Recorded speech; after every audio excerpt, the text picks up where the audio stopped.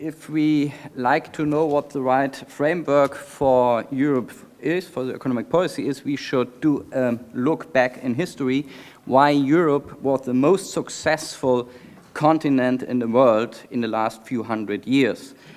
If we ask what is the difference between Europe in the last few hundred years and, for instance, the Chinese Empire or the Japanese Empire or the Osmanic Empire, then one important conclusion is Europe was never an empire. Europe was always a community of states which were in competition with each other, of competing regions, competing ideas, competing cities. And the future of Europe is this plurality of ideas and this competition between nation states in a peaceful community and not a European superstate or a European empire. That's why I think that the Lisbon strategy of 2000 was wrong to believe that you can implement it, economic growth by obligation. It is not economic planning by a central government who is responsible for economic growth, but competition of ideas and competition between different political systems. So I think that the economic policy, the financial policy, the responsibility for the budget should remain on the national level.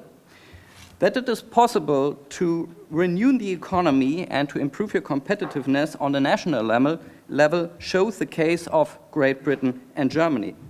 George Osborne mentioned on the conference in Berlin that 2/3 of growth in Europe are caused by Great Britain and Germany. And why did it happen? It happened because Great Britain had the reforms of Margaret Thatcher in the 80s and of David Cameron and Osborne after the 2007 crisis, and Germany had the reform of Gerhard Schröder after 2000. So this is a proof that it is possible that national governments and national parliaments can implement a policy which causes more economic growth, more competitiveness, and more economic success. If we look back in economic history, we can learn another thing, that there are different ways to success. Different economic policies can lead to the same result. For instance, the Reaganomics, the Reagan reforms, put tax cuts first, and other presidents like Bill Clinton later cut the budget. In Europe, in Great Britain and Germany, it was the other way around. So there are different ways and different ideas, and we should learn from each other. So my conclusion is, we don't need a central planning in Europe, we don't need a common economic policy, a common budget policy, and we shouldn't have too much expectations that the European Union can solve our problems. The European Union should only give a framework for peaceful competitiveness between sovereign states.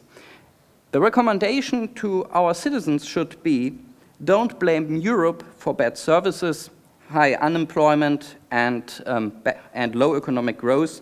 Blame your own government and vote for the right policy. Thank you. Thank you.